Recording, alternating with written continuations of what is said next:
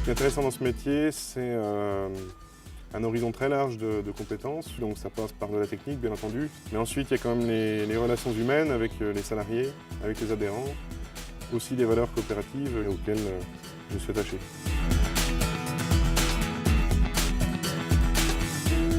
On va faire le point un peu sur les moissons. Donc Vincent, toi, tu as fini chez Champ-la-Vie hier soir avec Colza. Ouais. Pour essayer de perdre le moins de temps possible Enfin, sur la bon, route avec la comme il y avait machine. les 8 hectares qui sont de l'autre côté, ils seront pas enfin, Cela, c'est pas tout de suite. Il faut encore une semaine. On arrive le matin, il faut bien savoir qui a fait quoi, où on en a fini, s'il n'y a pas eu de problème, si tout s'est bien passé, si on a pu faire comme on a voulu. Comme hier, on avait prévu de faire plus, mais les céréales n'ont pas permis. Donc en général, on essaye de faire qu'il n'y ait qu'une seule personne qui centralise les réservations. Donc c'est-à-dire en l'occurrence ici à Servas-moi. Le tableau est fait pour ça aussi, pour limiter un peu les réservations à tout va ou dans n'importe quel sens. Et nous ensuite, on essaie d'y répondre de la manière la plus logique possible. Tu me rappelles pour les colzas, oui? Eh bien, on avait noté, nous, a priori, sur vendredi. Pas de problème. Merci, bonne journée. Au revoir. Tiens, Jennifer, puis pendant que j'y suis, il faudrait qu'on regarde les prix de revient de la faucheuse, comme on a bientôt fini la campagne. Ouais, ok. On a bien sûr les adhérents qui sont la base, qui sont les porteurs des projets. On a les chauffeurs qui font le travail dans les champs. On a le secrétariat comptabilité qui va travailler derrière en amont, justement pour que moi j'ai les données derrière pour pouvoir analyser les choses. Sachant que notre idée quand même à nous, c'est quand même d'être tout le temps le meilleur service au prix minimum possible. Et puis c'est vrai qu'après, au niveau de mon travail, je dirais que ce soit au niveau technique, gestion, économique, animation aussi du territoire avec les adhérents, on est un peu quelque part le pivot de la structure, quoi. Ça marche.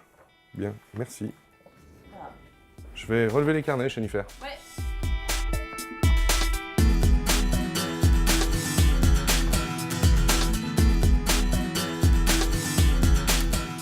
Donc là, à travers ces carnets, je relève les bons de travaux des adhérents quand ils prennent les machines qui sont mises à disposition par la CUMA, c'est-à-dire sans chauffeur. Ils ont la coutume de remplir sur ce carnet à chaque fois le nombre d'unités, ce peut être le nombre d'hectares, le nombre d'épandeurs, le nombre d'heures qu'ils ont fait avec la machine, de manière à ce que la secrétaire puisse ensuite facturer les activités chaque fin de mois. Quand on dirige une équipe, si en même temps on est à même de prévenir les casses que le chauffeur n'aurait pas vu sur sa machine, on a tout le temps un œil sur même une veille technique sur les machines, sur leur état. Je suis quand même plutôt de fibre, on va dire, technique. J'ai eu 2 expériences en commerce de machines agricoles. Donc j'ai réintégré ensuite le réseau CUMA au niveau fédératif, à l'échelon régional. Tout ça pendant 8 ans. Et puis après, du coup, l'envie de se rapprocher du terrain et du concret. Et donc dans une CUMA, on ne peut pas être plus proche. La mécanique et l'agriculture, du coup, c'était la bonne alliance des deux. Et puis ça fait 13 ans que ça dure.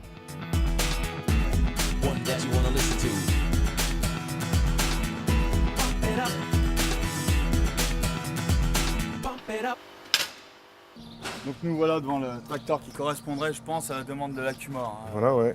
Niveau poids, puissance, d'accord, le modèle qui correspondrait.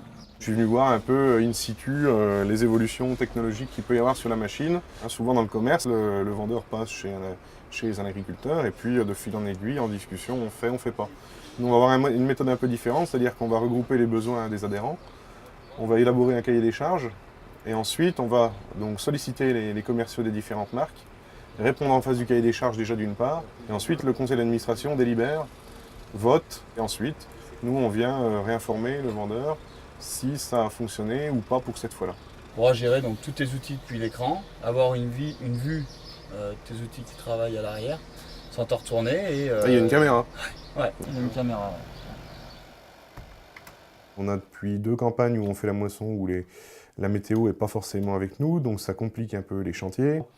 Les chauffeurs ont du mal à monter du grain propre, donc il faudrait qu'on puisse imaginer une formation vraiment poussée sur, on va dire, la moisson en conditions extrêmes, quoi. Travailler dans une CUMA, l'intérêt, ça va être justement par rapport à l'aspect coopératif, l'esprit d'aller de l'avant, ensemble, le respect mutuel des uns des autres, qu'on soit, je dirais, petit exploitant ou plus gros, c'est que chacun trouve sa place, trouve la qualité de travail qu'il attend, malgré des besoins différents, des envies différentes, mais au moins arriver à tous se mettre d'accord sur des points pour que l'activité principale, c'est-à-dire que le travail agricole, soit fait de manière correcte.